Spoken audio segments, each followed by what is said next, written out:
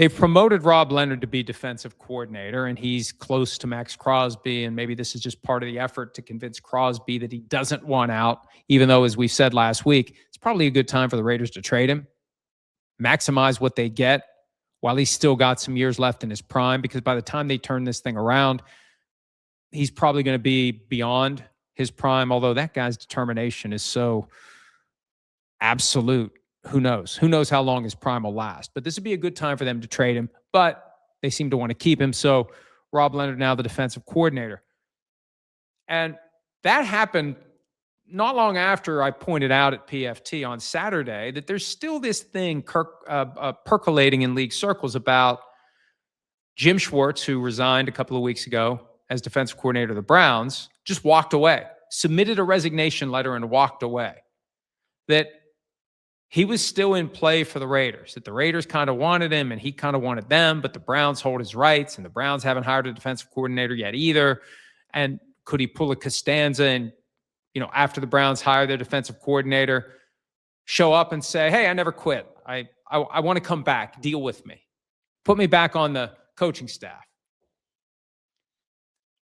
Now, based upon the people I've talked to since Rob Leonard was promoted to defensive coordinator, I've heard different opinions about this. But there is still a belief, and really, it's not all that crazy to think, that Schwartz could still end up with the Raiders.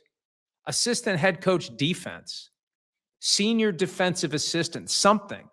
They could still try to land him if and when the Browns release his rights.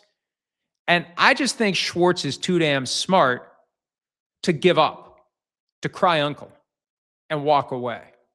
If he wants a coach this year, there's a way to try to pull it off. And the simplest thing to do once the Browns name a new defensive coordinator is to say, I'm back, baby. I'm back.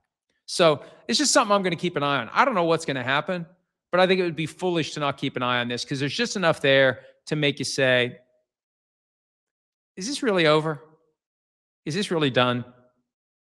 Are the Browns playing checkers while Jim Schwartz is playing chess? Let's see how it plays out. I'd be surprised, though, if he willingly sits out the entire 2026 season without pay. We'll see.